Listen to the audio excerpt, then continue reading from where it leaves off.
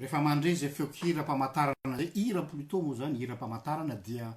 midika zany fa tonga ndraytsika amin'ny herinandro vaovao santaritsika amin'ny katesisme d'adulte isaky ny latsinainy tonga lakandro tahaka zao amin'ny enin'orariva aty aminay amin'ny fitorany Madagasikara. Miarabantsika rehetra tafahoana somatsara eto indray tsy maty foa mamanaina eo ambanin'ny fahasoavan'Andriamanitra ary irotsaka amintsika ne ny fiadanana. Faharoa manaraka an'izay dia araky nefa nalazaiko taminareo dia nisy namana zay mpikambana ato amintsika nanolotra fitaovana ahafahantsika manao zao serasera zao dia isaorana raha rotiko eto ihany mbola mamerina fisaorana azy eram-po eran-tsaina ny amin'izany satria ny soa azo amin'izany dia ho antsika rehetra ahafana manatsara ny kalitao ny asa makany amintsika dia mbola mamerina fisaorana io mpanompon'Andriamanitra io Andriamanitra ny fiadanana ne hombanao sy hamaly soanao ary hanonitra ny lany tamin'izany asa izany. Ny fandarantsika androany dia iresaka ny toyan'ny fampianarana satria nyresakitsika raha natsikaritra nareo hoe fibebahana famelan-keloka dia notsindrinitsika betsaka ny hoe tsy misy fanameloana izay ao amin'ny Kristy Jesosy dia mipetraka ny fanontaniana hoe raha tsisy fanameloana ary zany ny ao amin'ny Kristy Jesosy aiza ho aiza zany ny toeran'ny lalàna eo amin'ny fiainany mino. Manahoana tsika amin'ny lalàn'Andriamanitra satria efa tsy misy fanameloana moa ve zany afaka manao zay tiana tao ve ahoana ny fifandraisantsika amin'ny lalàna zay no resantsika androany. Mialoha ny idiratsika anatin'izany dia mbola hiaino iraraitsika sady hiomanantsika ny fo mampanahy hiroso amin'izany sady andrasantsika ireo namana zay mbola tavela any aoriana any alohan'ny fampianarana efa ao anatiny moa zany tsika zao fa mihaino iraray alohan'ny hirosoantsika amin'izany sady hiomananareo koa mba raiso ny baiboly ny cahier stylo satria mahafampianarana azy.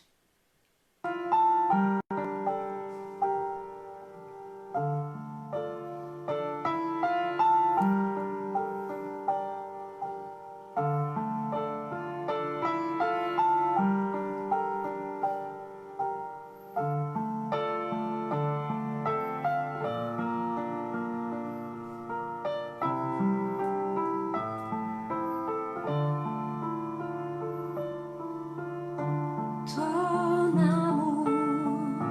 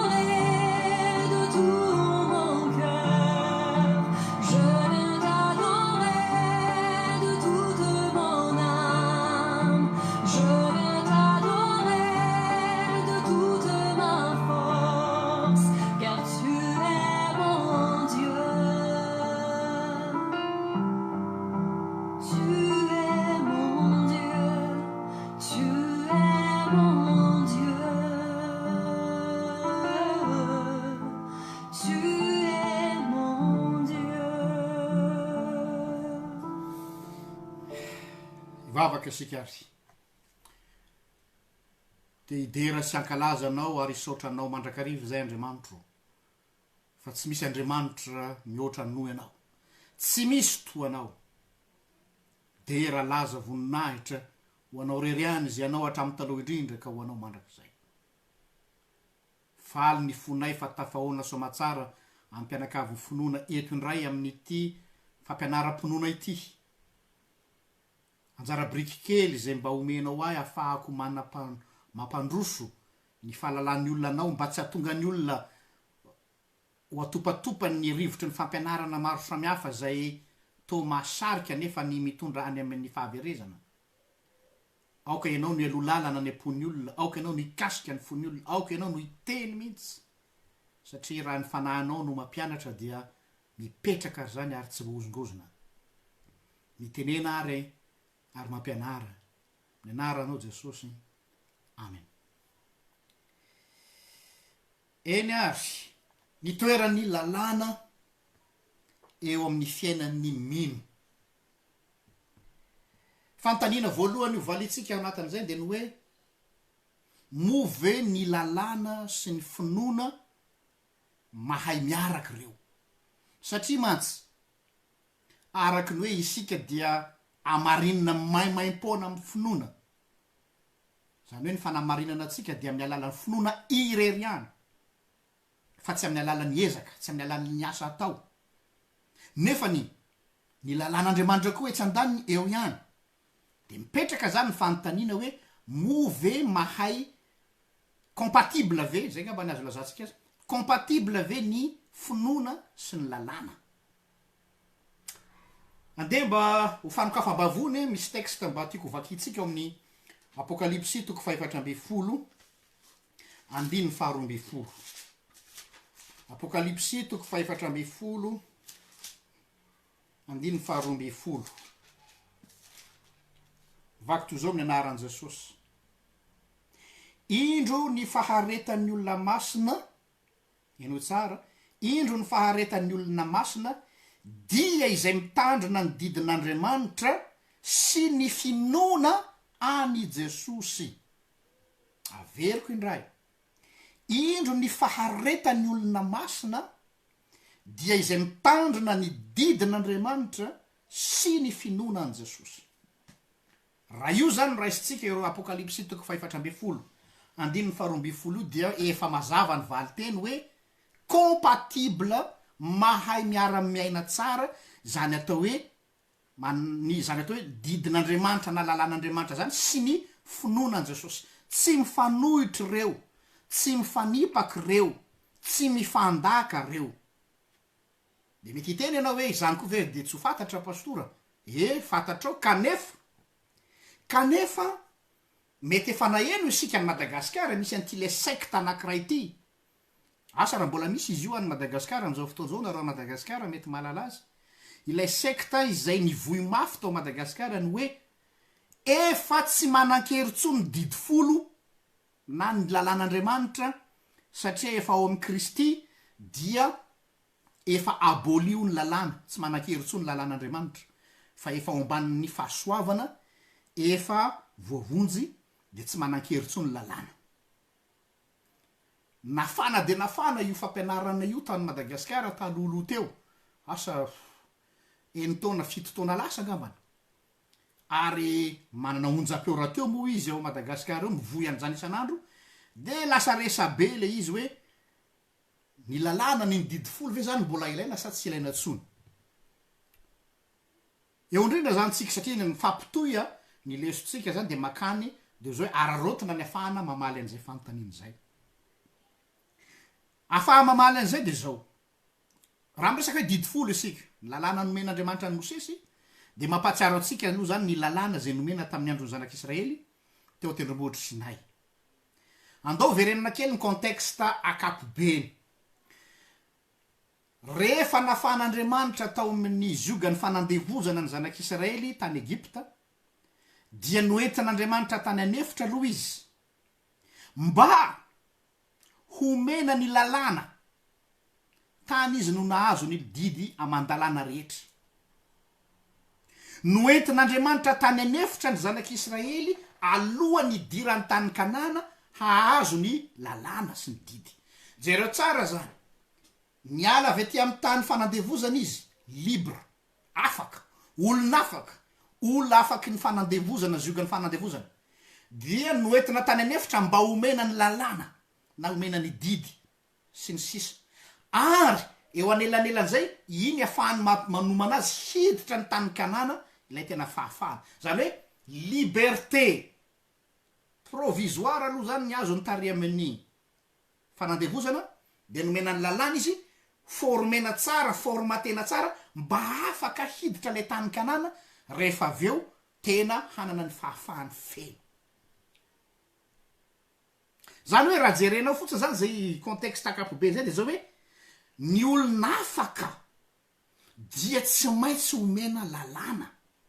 mba hahafahany mitandrina iny fahafahana zay ananan'iny, satria lasa varobobala izy, tsy tsapany valeur n'lay fanafahana. Ka le lalàna zay nomen'Andriamanitra ny zanak'Israely zany dia lalàna fiarovana io fahafahana zay nomena azy io, tsy lalàna manavesatra, tsy lalàna mamatotra, fa lalàna fiarovana ilay fahafahana, fiarovana lay aina. Raha atao amin'ny teny vahiny izy de hoe enclos, hitanareo le fefy, balise. Asina fefy, ianao zao rehefa nividy tany hanamboatra trano, betsaka ny olona manao zany, alohan'izy izy hanamboatra trano dia ina ny ataony voalohany, manisy tambo izy aloha, manisy fefy izy aloha, mamaritra hoe ity tany ity, mba tsisy angalatra santimetatra vitsivitsy na maromaro, satria efa titresse borné io. Ary anao io dia mahazo manao zay tianao atao am'izay anao ao anatiny ao, tsy mahazo manorina trano any ivelany fa ao anatiny. Zay koa ny anjara toeran'ny lalàna zany teo amin'Israely, hoe olon'afaka ianao zao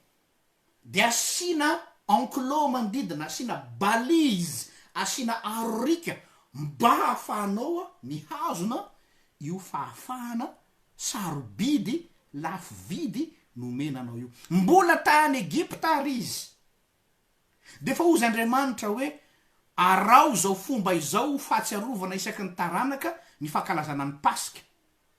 Izao fomba fankalazana ny Pasika izao no hahatsiarovanareo mandrakariva isaky ny taranaka amin'ny fandimby ny fomba nanafahan'Andriamanitra anareo tany Egypta. Zany hoe misy lalàna napetraka Andriamanitra sahady mbola vao niala tany Egypta ho fahatsiarovana ny nanafahana azy tany Egypta.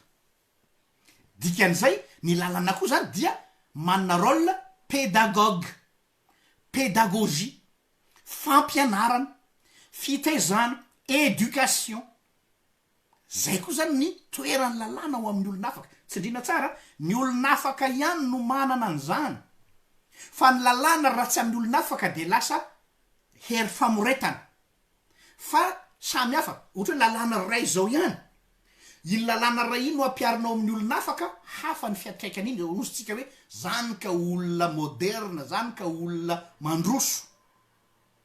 Fa raha iny lalàna iny ampiarinao amin'ny olona, mialatsiny am'le terme entre guillemets sauvage, de raisiny iny ho hery famoretana. Zay veranga dia anjakazakana amina lalàna eto. Tanareo lalàna ray ihany, fa tsy mitovy le olona iantefany, de tsy mitovy koa ny fiatraikany. Fa ho an'ny olon'afaka zany, tahaka ny zanak'Israely nafana avy tany Egypta, hoentina any amin'ny tany Kanana, dia omena balise izy. Donc zany voalohany indrindra, ny lalàna ho an'ny mino raha miainga avy am'izay contexte zay dia fiarovana, balise, enclos, fefy, peu importe zay synonyme ampiasaitsika. Zay zany ray. Fandre foana koa ny hoe, areto zany no anitsina atsika, efa ao ambanin'ny fahasoavana zao fa tsy ao ambanin'ny lalàna intsony. Be debe ny zanak'Andriamanitra manao an'izany fomba fiteny zany. Efa tsy ao ambanin'ny lalàna intsony zay zao pastora, fa efa ao ambanin'ny fahasoavana. Misy fahadiso-kevitra be ny fandraisana an'izay teny zay. Ary zay no nahatonga ny fampianaran-diso ny nikolaita amin'ny apokalipsy. Ny nikolaita de reo olona izay nandray vilana ny fampianaran'ny Paoly de ny hoe namarinina maimaim-poana tamin'ny finoana ianao dia tsy manan-keritsony lalàna, rehefa tsy manan-keritsony lalàna dia baranahany mahazo manao zay tia natao. Io lay teolojia teoriana no lovainy ny atao hoe liberal. Ny liberal dia tsy manisy lalàna intsony. Raha te lalàna teolojia liberal de anisany ao anatiny io. Hoe tsy ilaina intsony lalàna fa natao iny hanabeazana fotsiny, natao iny dia tsy ilaina zany. Diso be zany. Araka antaneniko teo hoe ny olon'afaka no mila lalàna mba iarovana izany fahafahany zany ary mba hitezana azy. Ho hitantsika eo ny toyany rehefa aveo hoe inona ny tena rôle ny lalàna ho an'ny mino. Zany tsy miteny inona ny rôle ny lalàna tokoro, fa ny rôle ny lalàna amin'ny mino. Zay zany ny fantaniana voalohany zay novaliko. Fantaniana faharoa satria katesisma de miendrika fantaniana de ny hoe ahoana ary ny fomba azahoantsika ity teny Jesosy ity zay matetika de averimberiny reo secte. Le secte lazaiko eto, le secte ny teny hoe efa ravany didy ony, tsy ilaina tsony ony didy folo, tsy ilaina tsony ony lalàn'Andriamanitra satria efa namarinina mamaim-poana finoana ka tsy mila an'izany tsony. Dia raisiny lay Matthieu 5:17 de andeo zay rentsika. Matthieu 5:17 ny anaran'i Jesosy. Aza ataonareo fa tonga aho handrava ny lalàna na ny mpaminany, tsy tonga aho handrava fa hanatanteraka. Eo zany de hoe Jesosy tsy tonga handrava fa hanatanteraka. Ahoana ny hevitry zay teny zay? Rehefa miresaka hoe lalàna isika, io moa fomba fiteny hoe lalàna, fa misy heviny maro koa no azo andraisana ny lalàna raha arakaraka ny contexte ampiasana azy ao amin'ny soratra masina. Mety azo raisina ihany koa ny hoe ireo boky 10 lalàna, satria ohatra fandreny hoe mba hatanteraka ny voalazan'ny lalàna sy ny mpaminany. Hoy Jesosy, hatanteraka zay voalazan'ny lalàna sy ny mpaminany zany hoe mba hatanteraka ireo boky ny lalàna, mipetanteoka zany Genesis ka hatramin'ny Deutéronomia, sy ny boky ny mpaminany. Reo moa ny tena nandrafitra ny baiboly jiosy, ny boky ny lalàna sy ny boky ny mpaminany, mba hatanteraka zay voasoratra zany. Zay ny tianao tenenina. Zany hoe expression voambolana teknika hilazana hoe ny boky, mba hatanteraka zay voalaza ao amin'ny boky, mba hatanteraka zay voalaza ao amin'ny soratra masina. Eto zany raha miteny Jesosy hoe tsy tonga aho handrava ny lalàna, tsy tonga aho handrava zay voasoratra, fa tonga aho hanatanteraka zay voasoratra ato. Hebreo 10:17 milaza am'zany hoe ao anaty horonan taratasy no nanoratanahy hatanteraka ny sitrapon'Andriamanitra. Noho izany ny heviny voalohany zany Matthieu 5:17 io hoe tsy tonga aho mba handrava fa hatanteraka de hoe hatanteraka zay voasoratra rehetra. Ary raha mandinika ianao amin'ny filazantsara isaky ny nisy zavatra ataon'i Jesosy de hoe ataovy zao mba hatanteraka zay voasoratra. Teo amin'ny Jona mpanao batisa izy de niteny hoe ekeo ihany aloha ankehitriny mba hatanteraka. De isaky ny teny izy de hoe mba hatanteraka zay voasoratra, zay voasoratra, zay voasoratra. Zay zany le hoe hatanteraka zay voalazan'ny lalàna. Faharoa, le hoe mba hatanteraka, tonga mba tsy handrava fa hatanteraka ny lalàna.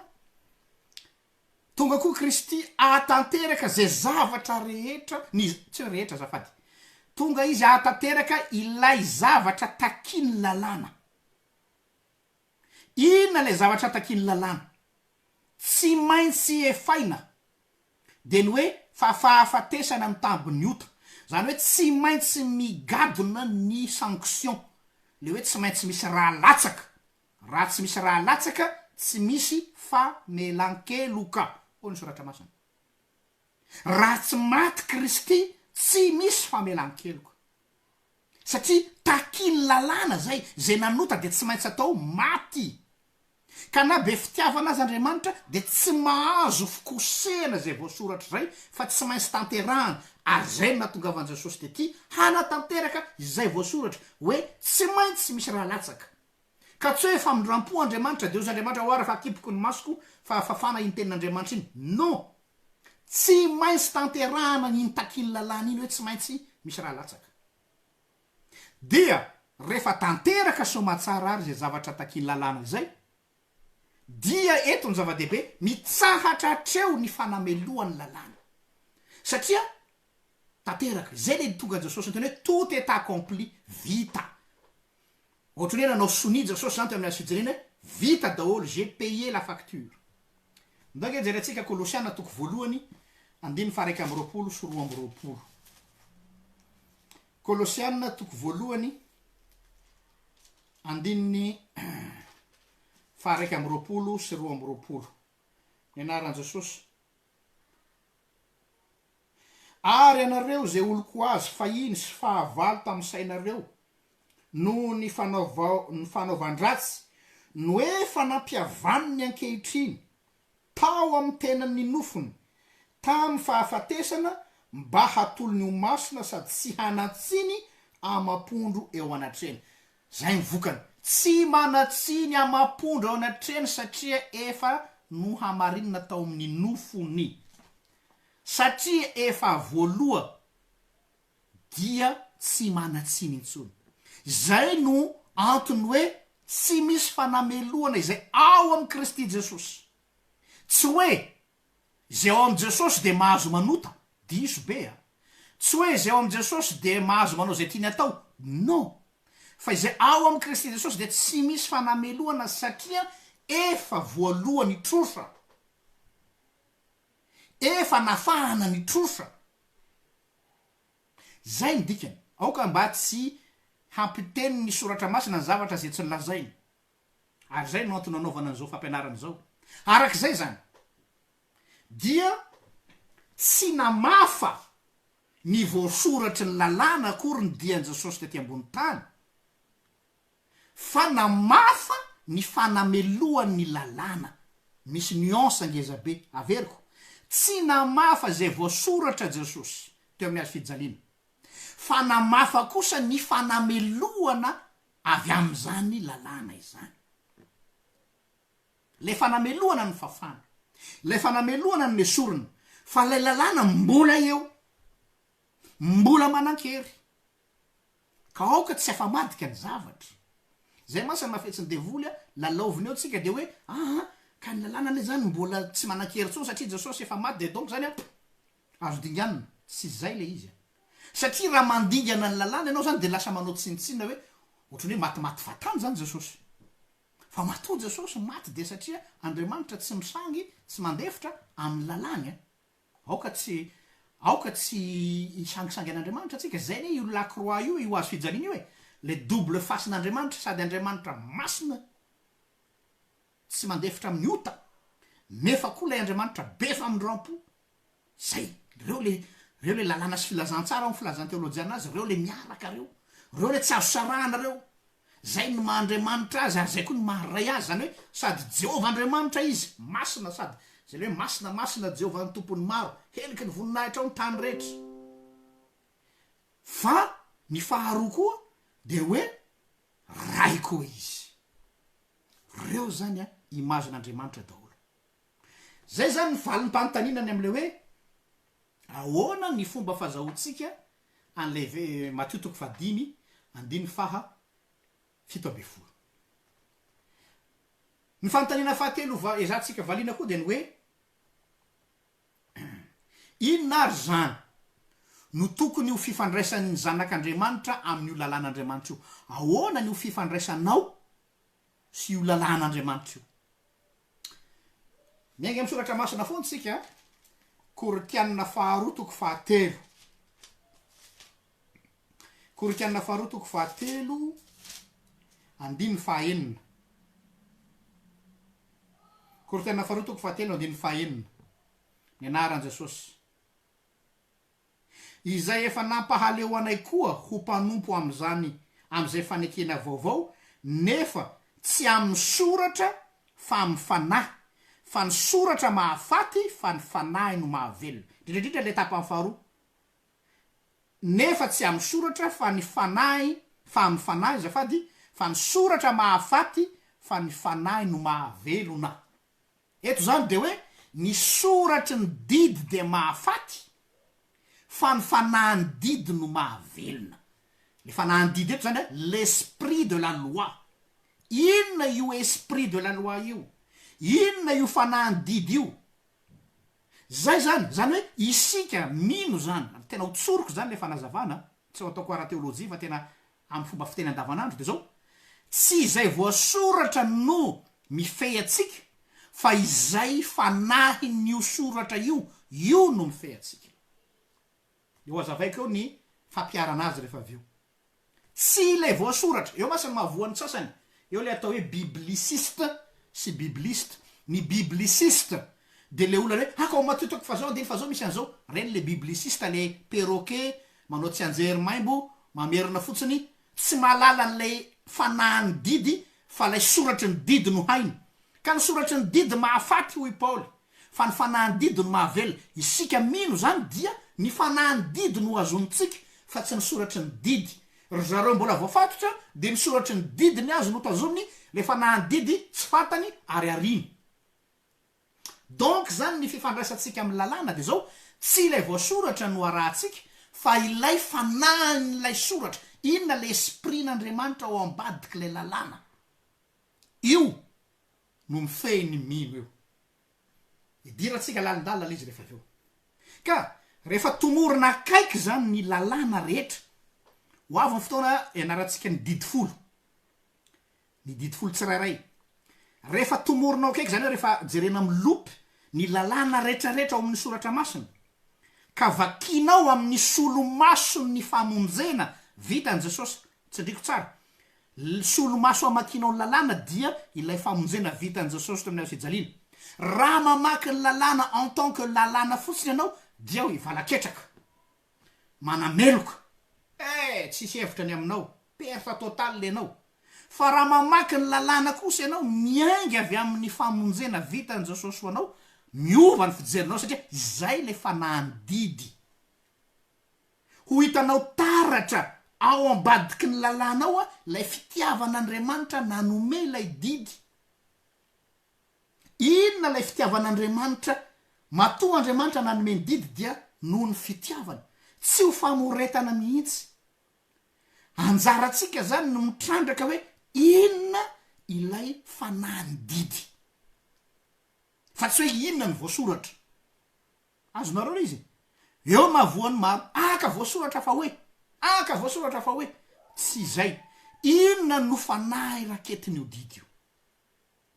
Rehefa izay de miova mihitsy ny fomba fifandraisantsika amin'ny lalàna. Tsy enta-mavesatra ho anao intsony ny lalàna, tsy zavatra mitambesatra ho anao intsony ny lalàna, fa lasa balizy le izy. Raha ataoko ohatra aminay atia na ny Madagasikara koa raha misy raha sy diso rehefa mandehany amin'ny autoroute eny ianao na mandehany amin'ny lalana vita tsara zany, raha ny tena marina moa ny lalàna ara iraisam-pirenena hoe tsy maintsy misy marquage au sol ny arabe. Hitanareo le marquage au sol misy an'le bandy amin'ny sisiny iny mamaritra hoe atretokatreto ny sisiny arabe, dia misy an'le ligne discontinue na le ligne continue afovoany. Misy dikany iny, raha mbola le continue izy dia tsy mahazo mifindra couloir ianao, raha discontinue izy de mahazo midepasy ianao. Zany hoe ilay marquage au sol zany no miantoka ny sécurité ny mpandeha. Tsy natao décoration iny, natao fiarovana ny ain'ny mpitondra fiara. Ka raha tsy misy le marquage au sol dia minoay ianao fa ny accident de ary zany mahatonga ny accident be deabe any Madagasikara. Midepasy amin'ny lalana zay tsy tokony depasena ny tôbila satria tsy fantatra hoe eto hoe mahazo midepasy sady tsy mahazo. Rehefa tsy mazava ny lalàna amin'ny ina amin'ny filazana zany, ny lalàna amin'ny fifamovozana, tsy misy lalàna mazava, fahafatesana ny vokany. Io sary io no raisiko amin'ny lalàna ito. Ny lalàna zay nomen'Andriamanitra zany dia marquage, marika hoe eto tournant, eto misy tetezana, eto misy dodanina, eto misy lavaka, sy ny sisa sy ny sisa. Hitanao am'izay fa ny lalàna zany dia tsy ery famoretana mihitsy, tsy biby fampitahorana koa. Eo koa zany le mahadiso azy. Misy masy mampiasa lalàn'Andriamanitra mahaverany amin'ny afo be be da be ny ray aman-dreny manao an'zany am'zanany maverany amafy be tratra mangalapina tonga de very amy afy be tsy tokony ho zany no ampiasanao ny lalàna tsy nataonao rakaka be nify ny lalàna Andriamanitra aza atao mitovy amy triny be azafady misy ray aman-dreny mitezany zanany ataonao ohatrany triny be Andriamanitra lasa biby fampitaorana de tanareo fa lasa faussé le fifandraisan'ny olona sy ny fifandraisanao amin'Andriamanitra sy le lalàn'Andriamanitra tsy natao am'zany lalàna natao fiarovana ny aina ny lalàna fa tsy natao fampitahorana manarak'izay ny loza ateraky ny tsy fanarahanao an'lay toromarika alongamba de zay lazantsika azy le lalàna matsy ohatrany mavesatra be ny loza ateraky ny tsy fanarahana ny toromarika tsy hoe voasazy ianao marina fa misy le lalàm-fifamovozana amy fifandraisana amin'Andriamanitra ny resako eto zany fa conséquence ny vokatra rehetra zay mahazo anao de lojika ohatra zany hoariko foana am'le fanoharana teo asina ny panneau tanareo amin'ny arabe reny ndray misy manao chantier de rehefa misy manamboatra lalana de misy lavaka be ohatra anao dalina zany ny orinasa zay anao an'le lalana de misy lavaka be ao de fa misy panneau ataotsika hoe 1 kilometatra amy aloha hoe tandremo fa lavaka be ao aloha ao le mpitondra tsy te alala za ranga mahaya za ranga mafy be de nandeha any vao maiky izy nampitombony ny vitesseny doboka ao anaty lavaka izy maty de miteny am'zay ny olona zay masy ny commentaire ny olona zao ny lahatr'Andriamanitra zao ny fitondran'Andriamanitra de nosazin'Andriamanitra fa mafy loha no tsy lahatra avy any ambony zany nahafaty azy tsy hoe sazy hoe satria naditra de nosazin'Andriamanitra efa hita fa lavaka io de fa nasina panneau de anao tsy mety fa mbola nandeha ihany de maty anao namono teny anao zany asa razonareo le sary de ohatry zay koa zany le sary amy lalàna ohatra zany raha miteny Andriamanitra hoe aza mijangajanga de satria fantany fa nivokatry ny aoriny ao de reto fikorotanana fahafatesana aretina de rehefa tonga le aretina dia ianao ihany de ozy anao hoe nikapohan'Andriamanitra tamin'ny aretina ve le olona zafady misy loza ao aloha ao de io no sakanan'Andriamanitra kanefa ianao nandeha ihany aza Andriamanitra no menatsiny fa ianao no ny plonge tao anatin'le izy zay zany le hoe asa razonareo hoe ahoana ny rapportnao amin'ny lalàna misy texte anankiray ty mba angatahako vakitsika somary lavalava kely fa ilaina vakina Romanina 7 andininy 4 ka hatramin'ny 7 Romanina 7 andininy 4 ka hatramin'ny 7 ny anaran Jesosy ary am'zany anareo koa rahalahiko de efa natao maty ny amin'ny lalàna no ny amin'ny tenan'i Kristy mba ho vadiny hafa ianareo izay natsangana tamin'ny maty mba hahavokarantsika ho an'Andriamanitra fa fony tamin'ny nofo isika dia ny filan'ny ota no izay nohetsehiny lalàna eno tsara ny filan'ny ota zay nohetsehiny lalàna no ny asa tao amin'ny momba ny fahafatesana tao amin'ny tenatsika zafady ahavokatra ho amin'ny fahafatesana fa ankehitriny de efa afaka tamin'ny lalàna isika satria maty ny am'izay nihazonana antsika ka dia manompo amin'ny avaozam-panahy isika fa tsy amin'ny hahelantsoratra ino ary no ho lazaitsika ota ny lalàna sanatria zany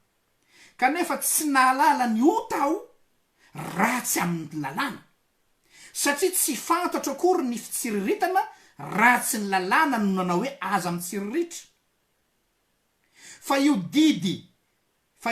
io dia nentin'ny ota nampihetsika enoia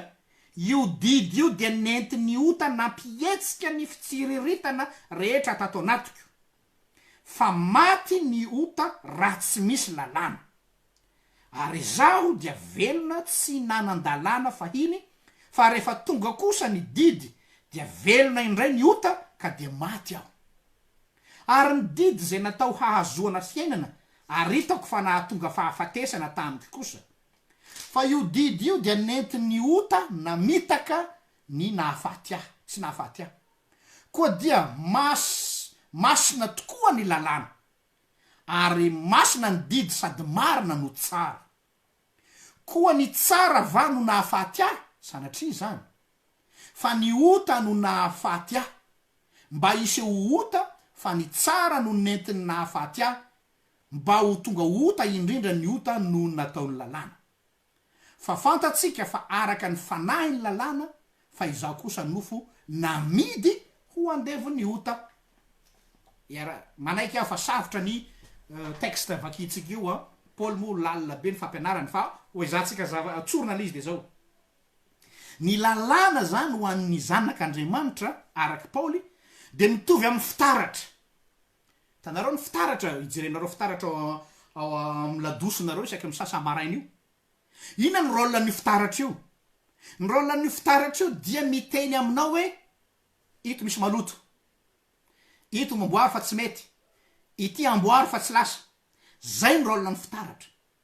manondro ny zavatra tsy mety zany hoe zany zao ny lalàna zany tahaka ny fitaratra izay manondro ny olona ny tsy mety indrindrandrindra reo olona zay miseho azy manamary tena ohatra ny olona mandalo scanner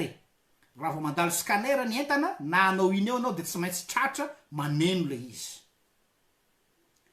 no zany ny lalàna zany dia natao ampisehoana amitsika hoe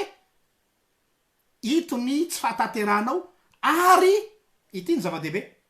manome anao ny fandresen-dahatra hoe ianao de atreto ihany ny limitinao rapasina na de tiay azy ianao na de mafanafoa amin'ny fanompona azy ianao atreto ihany ianao zany va nataony tampetera de tsy andao anao mihitsy aho hoe na ho any amponja aho de araka aminao hoe de anao sy Jesosy mbola tsy maneno akory ny akoho de andaha intelo ianao zany ny tikany teneny de zao atreto ihany ny vitanao petera na misekoseko mafanafo eo azy ianao misy limity ianao ny rôlany lalàna zany de manondro amiko tsy fantatry loha ianareo fa za aloha de zay ny lalàna zany isamaraina de mampatsiara hoe rapasy na de mafanafo be anao de asehoko anao fa atreto ihany ianao atreto ihany ianao mba tsy hirehareha heritreritra za kosa mba tsara noho iranona zay masy mahavoatsika isika mandrefy ny tenatsika amin'ny hafa tahaka an'lay fariseo za mba mifady intelo isan-kerinandro mahavita mpafolo-karena fa rehefa tarafin'le lalàna ianao tsy manakilazaina tonga eo anao ohatra n'ireny projecteur reny tsy na ina ola teninao eo hita daholo ny malotoloto rehetrarehetra ka ho an'ny mino zany ny lalàna dia tsy natao hanameloana ny mpanota misy jeu de mots ampiasaiko ty ny lalàna de tsy natao fanameloana ny mpanota fa natao ho fanondrona ny ota averiko indray ny lalàna tsy natao fanameloana ny mpanota zany hoe le olona fa ny lalàna de natao ho fanondrona ny ota faire la grande différence zero tsara le elany fahasamihafana isika olombelona ndray mifamadika am'izay no ataotsika le ota saromatsika amarinitsika fa le mpanota daroatsika asa razonareo le fahasamihafantsika amin'Andriamanitra ny azony contraire le ota ny azony no tarafiny hoe ty le tsy mety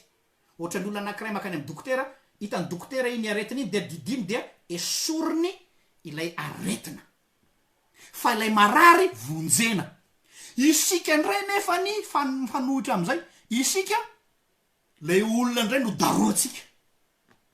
le olona ndray no vonoitsika le olona ndray no meloitsika le ota tsy hita hoe inona tsy fantatry hoe ahoana tsy vokitika akory eo zany no mila amboarana ny fomba fijerisika Andriamanitra zany rehefa mijery de zaho aloha no hitany zay vao le zavatra tsy mety ataoko fa isika olombelona rehefa mijery olona tonga de le ota no hitany voalohany fa tsy le olombelona zany hoe kinga hamono kinga hanameloko de ozy le fitenitsika malagasy zafady azarina miaraka amy rano rano maloto nanasana azy ny zaza le rano maloto no arina fa le zaza aza tsipinao ery anaty fako ery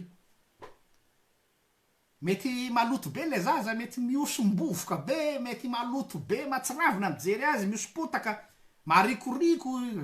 ze terme rehetra tianao ampiasainy fa zaza iny atokany ery izy a fa le rano no ario de solo rano madio ndray zay no ilaina toy izy atsika le romana toko fahafito teo ihany de toy zany amin'ny andiny fa raiky amby roapolo ka hatramy fahadimy amby roapolo romana toko fahafito andiny fa raiky amby roapolo ka hatramy fahadimy amby roapolo ny anaran Jesosy koa hitako zao lalàna izao raha tahanao ny marinao dia ato amiko ihany ny ratsy fa mankasitraka ny lalàn'Andriamanitra aho araka ny toetra anaty nefa mahita lalàna hafa amin'ny momba ny tenako aho miady amin'ny lalàny saiko ka mamabo aho amin'ny lalàny ota izay ao amin'ny momba ny tenako indrisy olo mahantra aho izy anao nafaka amin'ny tena ty fahafatesany ty saotra an'Andriamanitra aho ary amin'ny alalan'i Jesosy Kristy tompontsika koa raha ny amiko dia mankatony lalàn'Andriamanitra aho amin'ny saiko fa ny lalàny ota kosa amin'ny nofoko amen raha dika de zao amin'ny fomba tsotra foana zany teny Paoly apôstôly zany de hoe rehefa manoloana ny lalàna ianao na izao de mitanjaka tsy manakalahatra Davida nylazany zany amin'ny salamo fahatelo amby roapolo tsy roa amby telopolo azafady eo anatrehan'ny lalàna ianao zany a tena tsy afaka niafina ianao miboridana ianao anatrehan'ny lalàna mitanjaka ianao anatrehan'ny lalàna tsy manakalahatra ianao anatrehan'ny lalàna satria fitaratra io ary efa alohan'ny fitaratra ianao tsy mandainga io fitaratra io fa marina zay lazay noho izany inona ny vokany inona no andrasany inona no tsy hoe andrasany fa inona no cause à effet inona ny vokatry le izy de ozy Paoly ihany mba nanam-pandrinanao ny tsara ozy Paoly kanefa nina eny misosika ny ratsy foana de aveo izy miteny hoe ny andiny faefatra amby roapolo indrisy olo mahantra aho iza no anafakay amin'ny tenany ty fahafatesanay ty zay ny rôle ny lalàna ny rôle ny lalàna de hoe tsy mahavonjy teny ianao indrisy iza no anafakay tsy mahavonjy teny ianao fa izy no teny aminao hoe teo hadio ianao de ozy Paoly amizay le ny andiny fahadimy amby roapolo misaotra an'Andriamanitra aho zonony amin'ny Kristy Jesosy eny Golgota ny lalàna zany de tahaka ny panneau d'indication miteny hoe raha te hadio ianao makanesa ny Golgota eo no mahadio anao sy mahasasanao zao lalàna tsy mahay an'izany ny anjarako de ny manondro fotsiny hoe maloto ianao reto sy reto mila diovina atreo ihany no azony lalàna atao mihoatra an'izay tsy vitany fa avy eo ianao no miteny hoe mila isoroko ty akanjo ty mila ateriko any amin'ny fanasana azy zay zany ohatrany hoe raha ataoko sary zany de hoe toy ny fitaratra sy ny savony ny lalàna zany dia fitaratra tsy mahadio ny fitaratra dia milaza hoe tsy mety fa avy eo inona no mahadio ny akanjonao lay savony io le lazain'ny teolojiana hoe lalàna sy fahasoavana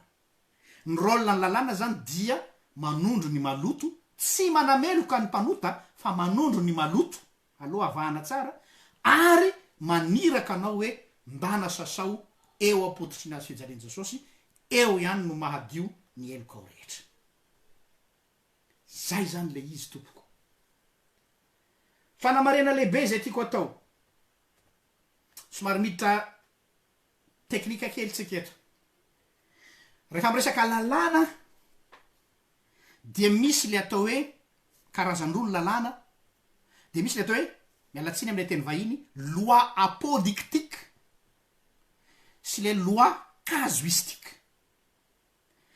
loi apodictique ary loi casuistique azavaiko ireo lalàna rehetra zay nisy dia samy nolazaina daholo hoe lalàny Mosesy tsy fantatra tsony hoe iza ny avy aminy sy iza tsy avy aminy misy aza tsy nolazain'ny Mosesy efa maty Mosesy vo nolazaina hoe lalàny Mosesy fa napetraka eo ambavan'ny Mosesy le lalàna mba hanan-kery mba hatonga an'le lalàna ho ahoana re zany hoe hatonga ny olona handray considération n'le lalàna fa taorinany fanitsipivavahana nataony Ezra lay mpisorona sady mpanoradalàna miverina avy any Babilôna rava ny tempoly tsy nisy fampianaram-pinoana intsony olona rehefa hita ny bokyny lalàna ny bokyny Deutéronomie tao amin'ny tempoly rehefa nidiovina ny tempoly dia izy namaky ny bokyny lalàna ary dia rehefa nivakina ozy izy ny bokyny lalàna dia nitomany zanak'Israely ray mantolo maraina mandraparivony andro dia i Ezra no nampianatra ny Israely hoe ahoana ny fampiarana an'izany satria nantany ny Israely hoe inona no ataonay de namaly Ezra hoe zao no ataonareo ny nataony Ezra zany de nanao interprétation le lalàna zay novakina eno tsara novakina no le lalàna le voasoratra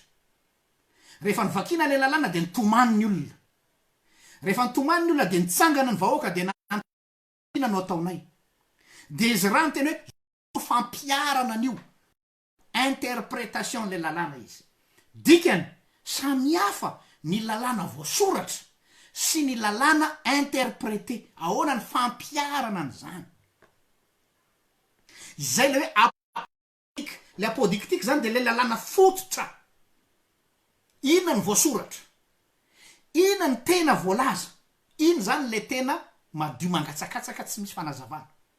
fa avy eo ny fampiarana ny lalàna apodictique fototra iny dia misy le atao hoe loi casuistique inona ny fampiarana ny lalàna isaky ny cas zay dika le hoe casuistique raha izao mitranga ahoana ny fampiarana an'izany eo le etika kristianina zany ahoana ny fampiarana ny lalàn'Andriamanitra amina situation anankiray ohatra zany zao tsy voasoratra ao anatin'ny lalàna mihitsy zany atao hoe euthanasie zany tsy voasoratra ao anatin'ny lalàna mihitsy zany atao hoe suicide assisté tsy voasoratra ao anatin'ny lalàna mihitsy izany atao hoe GPA zany grossesse pour autrui ahoana ny lecture atsika ny lalàna amina ka tahaka zany ankehitriny tsy misy voasoratra eo ny rôle ny mpampianatra soratra masina amin'ny interprétation le loi apodictique amin'ny ka tsirairay casuistique ny mampalahelo anefa de ity ilay le loi casuistique indray no lasa ambony no lay loi apodictique zany hoe misy olona manao lalàna ny interprétation ny tenany fa tsy voasoratra ary Jesosy contre ny am'izay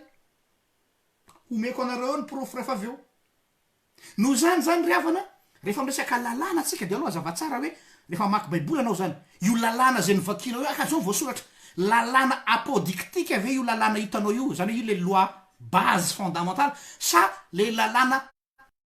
application satria hita mazavana izy zao aminareo de zao no ataovy reny lay interlalàna hita taratry zany tamin'ny teny Jesosy ao amin'ny filazantsara ohatra ianareo milaza ianareo mampia fa izaho kosa hoe tadidinareo formule classique io anehoan'i Jesosy fa zaho Jesosy no manana ny lecture ny lalàna tena izy fa tsy le lecture ny lalàna nataonareo foroporonareo reo zay dikany teny Jesosy iny ianareo milaza hoe fa izaho kosa milaza aminareo hoe iny formule ny phrase Jesosy iny zany dia hilazana hoe casuistique le anareo fa tsy apodictique izaho kosa mampiverina anareo any am'le tena voasoratra ilay tena lalàna apodictique ianareo namorona lalàna BDP mapetipety anareo arakaraky ny tranga izaho mamerina ny olona amin'ny fototra zay ane niadiny Jesosy sy ny fariseo ny fariseo zany dia namorona lalàna casuistique BDB 3 nisany izay interprétation ny lalàna fototra de lasa iny interprétation iny no lasa lalàna mihoatra noho ny tena izy ary mampalahelo fa ifahita amin'ny fiainam-piangonana zany tiany fiangonana mamorona lalàna tsy fatapatapevina ty lalàna lasa midepaseny voasoratra ho za hoe nisy fotoana any miady hevitra tamina ray aman-dreny mpitarika ny fifoazana ny Madagasikara nisy fotoana za manokana tia nanafotoana misy avoaka foana isa-taona misy lalàna vaovao avoaka foana hoe zao ndray ny lalàna mifehy ny fifoazana de ho za fara tsy naharitra ono ray aman-dreny fa ianareo moa zany no nipoiran'ity fifoazany ty sariny ny lava sa irakoto zandry Daniel sa i dadarainy Solambo no tao ianareo aty afara no se permettre mamorona lana zay tsy fantatry ny olona tsony le tena fifoazana fototsy ahoana marina ny tena nataon'Andriamanitra tamin'ny rainy Solambo ahoana ny tena nataon'Andriamanitra tamin'ny rakoto zandry fa lasa ianareo aty afara no miseho ho mamorona lalàna ndray miaingy avy am'izay izay ny nataon'ny fahatreo e ary lasa ino no lalàna am'y fe zao ny lalàna am'y fehiny fifoazana fironinareo zany miala am'le fototra ka izaho zany mety ho lazainareo hoe rebelle tsy maninona zay filazanareo azy zaho tompoko amy maha loteranahy ndray to ny lazako eto dika le maha loterana eto tsy resaka etikety amiko ny maha loterana zany de fotom-pisainana fa tsy resaka titre tsy le logo eto misy masasosa manao le logo iny de hoe za tena loterana nefa ny ao anatiny eo tsy loterana ny maha loterana amy fotom-pisaina loterana zao miverina amin'ny loharano zay nasarotiny any lotera inona ny voasoratra fa tsy hoe inona ny fampianaran'ny ray aman-dreny inona ny voasoratra anytsika no miresaka rehefa tsy any ny resaka za tsy manao débat aminao mandany andro fotsiny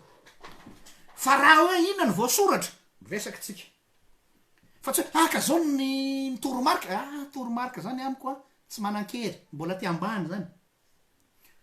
tsy hoe manao tsinitsina ny fandaminana aho fa amiko rehefa tsy mifanaraka amy voasoratra ny toromarika zay omena azo arodana na iza izy Paul eza de niteny eo amy Galatianina ry Galatianina mivadika ty doa ry Galatianina dala iza na misavy anareo fa raha misy olona mitondra filazantsara hafa ivelany zay fa nampianariko anareo ka na anjely aza ozy no mampianatra anareo zany aoka voaoziny izy mafy be ne zany terme zany izy are am'izao andro zao sa iteny an'zany baola azonareo zany tenin'ny Paoly zany na manao fiteniny anjela misy azy olo tena mandresy lahatra ny fomba fiteny ohatrany miangotongoto oatra fiteniny anjely ohatrany mafinaritra fa na mafinaritra zany fahenonan'io na dia feno ravadravaka mafy rehefa tsy manaraka an'izay nampianarina hatrany am-boalohany dia aoka ho vaoziny izy tsy zany teny an'zany Paoly no miteny am'zany ka eo zany le fanamorena hoe mahaiza manana lecture critique atsika zanak'Andriamanitra hoe loi apodictique ave zao lalàna teneninao amiko zao sa loi casuistique aza mety rahoraona ampitahotahorin'olona hoe ka iranona ny teny hoe io tsy CV no mitondra an'io tsy hoe iranona ny teny amarinao ratsoratra masina foana zay lazain'ny olona amarinao ratsoratra masina foana ka izay ny hoe inona ny voasoratra apodictique ave sa casuistique raha vao casuistique a débattre izy dikan'izay tsy manana valeur na lalàna de base tsy maintsy akatoavina fa a discuter zany a discuter ho farana koa fantanina farany de ny hoe inary ny lecture an Jesosy ny amy lalàna raha Jesosy zany no antanina hoe mba ohatrany ahoana ny lecture anao ny amy lalàna Jesosy de ndao jerentsika ary Matthieu toko fa 10 andiny fa 7 amby roapolo sy fa 8 amby roapolo Matthieu 5 27 28 ianaran Jesosy exemple zany ty ahoana ny fomba famaky an Jesosy ny lalàna efa renareo fa voalaza hoe aza mijangajanga fa izao kosa zany hoe Jesosy zany tonga de hoe zao manana mifandraisako azy izaho kosa milaza aminareo fa izay rehetra mijery vehivavy hilazy de efa nijangajanga tamin'ny tampony sahady exemple ray io raiso ndray ny manaraka marika toko fahafito andiny fahafolo ka hatramin'ny fahatelo amby roapolo telo amby folo zafady marque 7:10 à 13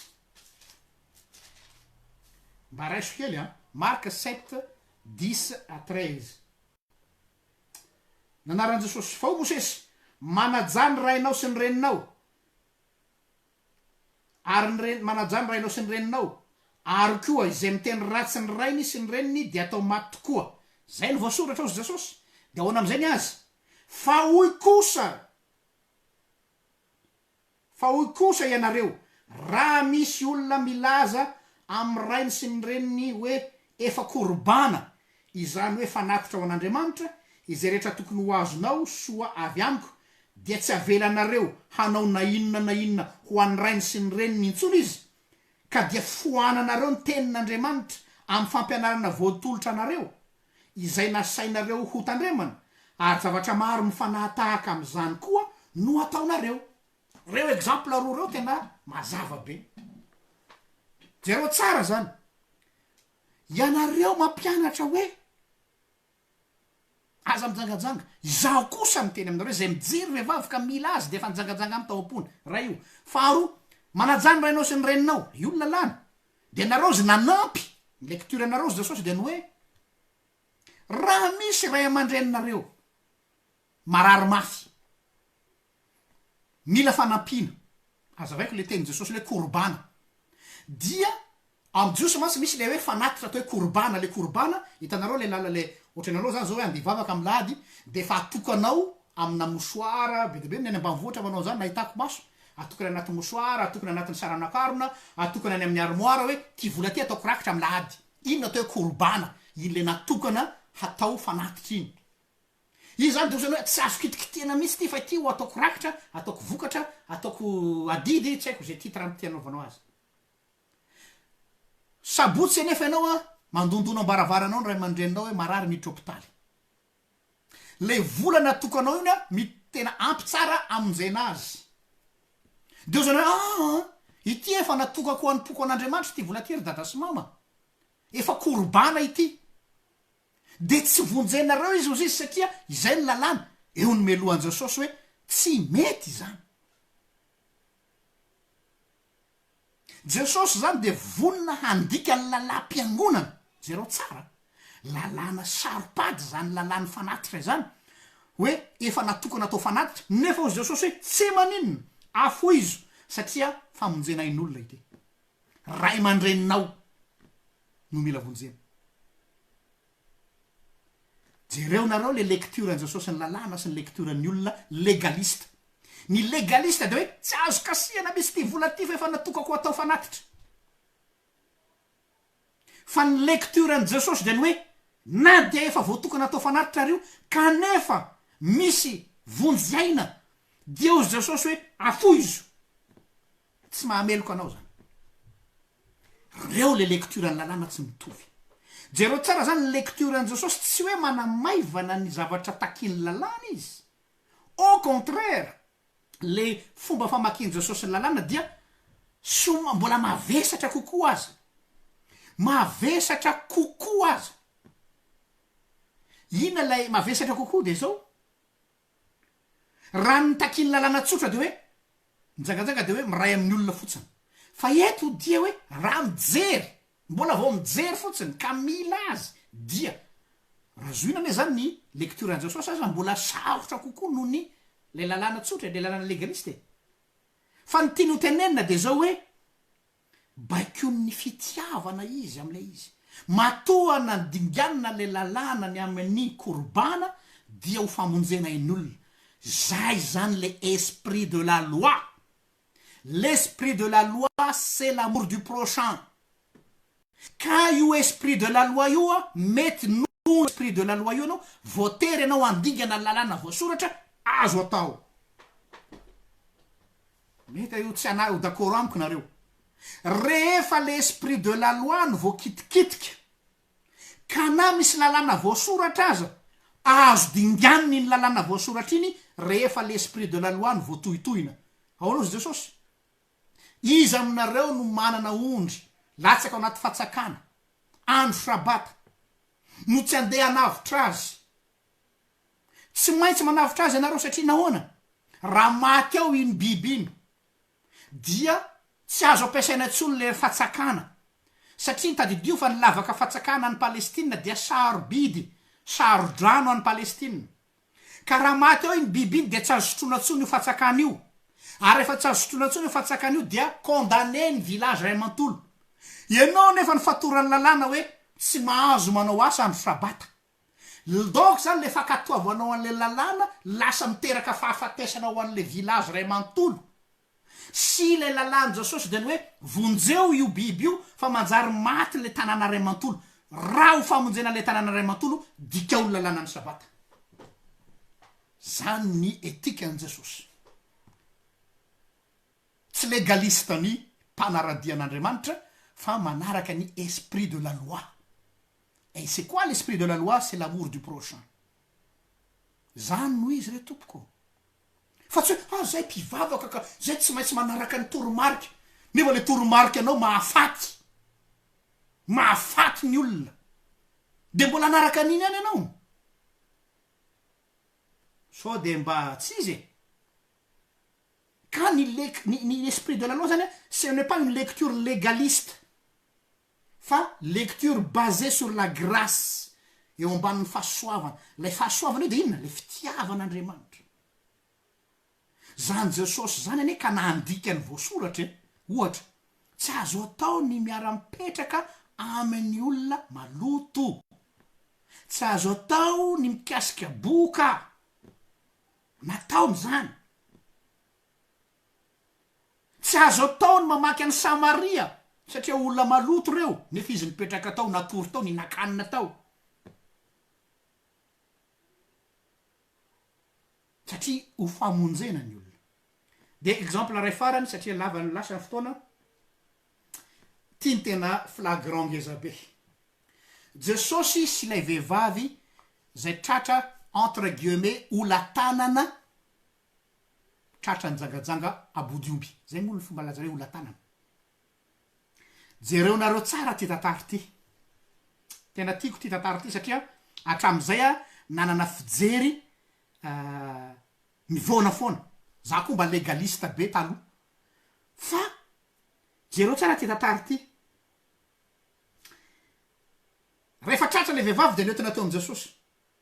de ozy le fariseo ina no atao amin'ny olona tratra ny jangajanga bodioby araky voalazany lalàna mamandrika io ny fariseo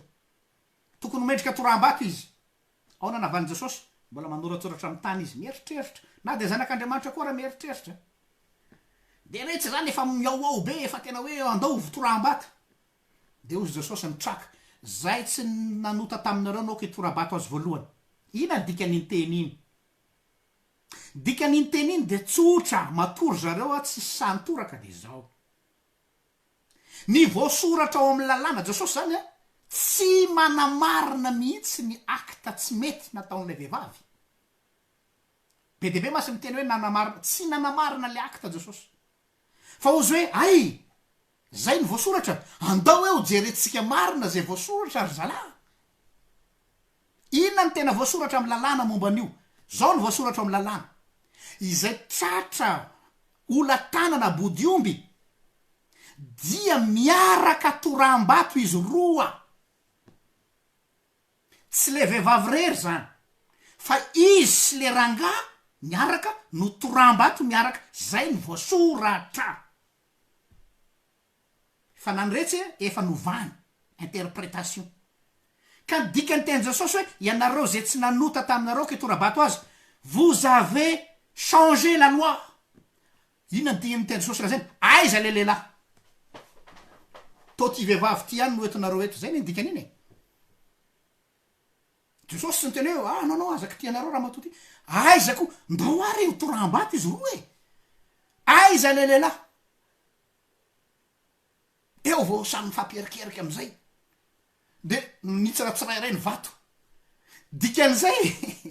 de zao namandro zareo le ranga de arovany azy fa ty vehivavy ty masy efa malaza ratsy loatra de io mipetafana matotsy no entina teo le ranga de satria olony zay hoe zay tsy nanota taminareo lalitsaina jesosy ary zao koa ny lalàna de zao tsy misy ny mpisorona sy ny olon'ny fiangona olon'ny tempoly zafady tsy mahazo manatona tsy tadidiko izay le distance zao moa distanciation sociale am'le corona fa tsy tadidiko le distance firmetatra tsy mahazo manatona ny tranony vehivavy janga fa mahaloto azy zany raha lalàna jiosy ny resany eto comment se fait-il fa nahita maso ianareo hoe nijangajanga bodiomby reto olona reto nefa ianareo zany tsy teo dikan'izay matoa zany nareo nahita maso de satria nareo teo ary raha teo ianareo de miaraka toram-bato aminy koa eo na ravany baolina zay le izy de ozy jesosy tam'le vehivavy zaho tsy manameloko anao jesosy tsy nanamarina ny zavatra nataon'le raha matoa mihitsy tena ny mariany tsara fa namonjy lay io raha matoa kosa izy zay zany le hoe inona ny rôle ny lalàna eo amin'ny mino ka ny hamezako azy de hoe ianareo manana toetsaina legalista be reo miseho mpanaja lalàna be reo miseho eto ambonimbony reto tandremo sao de manao deux poids de mesure lalàna sur mesure ampiarinareo hifanaraka amin'ny mapetipety anareo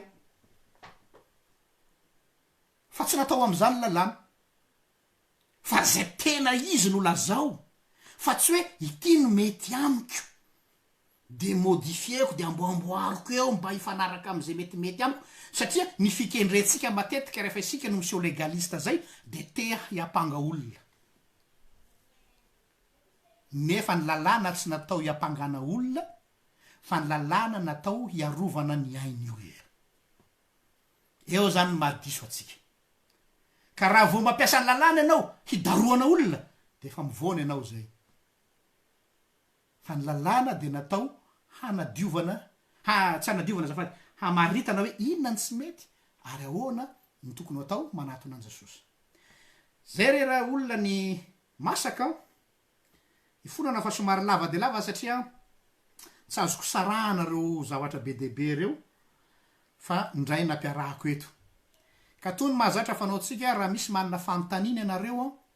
dia apetrao eo amin'ny commentaire eo hoe zako valiana raha voavaliko moa zany raha haiko raha tsy haiko moa de atao akory fa voafetra ny tena dia hoe zako valiana eny ihany de asiko feokira ho anomananareo ny fanontanianareo tompoko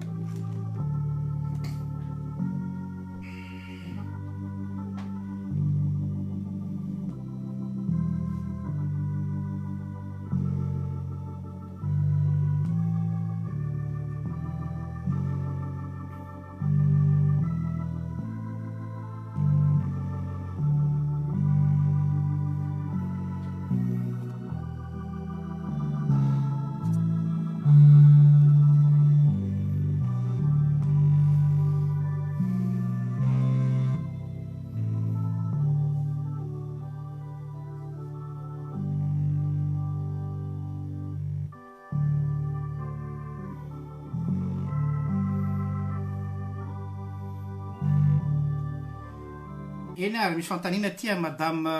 namatsika ato hoe nisy ozy pastora ny teny tamin'ny fiangonana hoe tsy tokony anao jean na bermuda sy t-shirt tompoko rehefa miangona fa tsy manaja an'Andriamanitra ono ny andro été 30 degré ny tanora tsy voasakana moa ve tsy fanaja tokoa izany moa ve zany misy lalàna koa ny momba ny fiangonana safady momba ny mandeha fiangonana io le nresahantsika teo kazo isy tika daholo zany satria reny le lalàna amboarina mba ho fandaminana anivon'ny fiangonana raha sy diso efa nresahako izy ty tamin'ny koro tamy resaka fiombonan'ny olona masina sa resaka fanasan-tompo tsy tadidiko io le hoe izy ny olona mahazo miditry ny trano fiangonana de reko moa any Madagasikara any am'izao hoe efa asina zany tableau d'affichage zany io ivelan'ny fiangonana hoe reto ny tenue azo anaovana raha miditra am-piangonana zay aloha zany de efa mampome manokana aloha zay le tonga am'le teny Jesosy hoe ny moka tatavaninareo fa ny rameva telinareo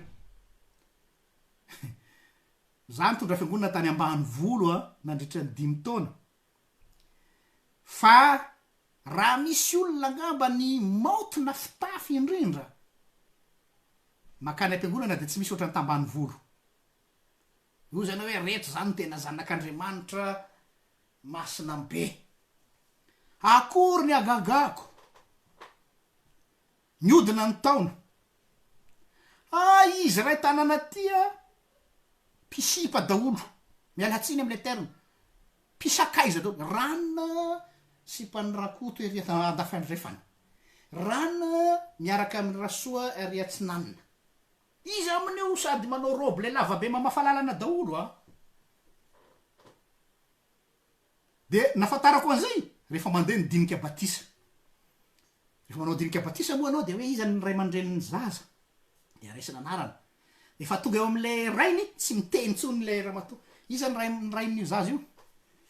eo am'izay manahirana be le izy bas tsy maintsy lazainao any anarany satria hosalatana anatin'ny karatra ny batisa manahirana be de fa arako le izy fa zany hoe mody adala tena manahirana be mariny de ho za manao le ramatoy zao le izy hoa fantatro ny tianao lazainy zao raha sy tononao amiko ny anaran'ny ray ny zanakao de za tsy anao batisa ny zanakao somary nampitahoriko kely izy zany tsy hoe korotsanao fa fananiko le izy de zany ve eno ina moa ny antony le lalam-piangonana am'izay eto ny olana lalam-piangonana zay tsy misoratra ao anaty lalam-panorenana fa lalàna mahazatra fomba mampanao de ny hoe zay be voka-pitovona de miato tsy mandray fanasan'ny tompo za de anisan'ny tsy dakoro amin'iny lalàna iny satria zao tovy am'le vehivavy teo ihany le vehivavy be voka ihany ny voasazy fa le rangana be voka zany nakaiza afaka madiodio any ambadika any zalahy de zao lazaiko tam'le ramato le ramato ndraray moa tovavy raha tenenao amiko any anaran'ny ray ny zanakao dia miverina mandray ianao fa le ray ny zanakao kosa raha tsy maketo izy de za tsy mamela azy andray tao am'y fitandremana andisy de ny famadika ny lehilahy zay na bevoka le vehivavy ndray no miato fa ny vehivavy rehetra ndray ny raisiko à condition nanonona ny anaran'izy za tsy hamoaka an'le secret satria secret du confessionnat filazan'zany tiako tenenina de zao le lalàna zany raindray misanctionne olona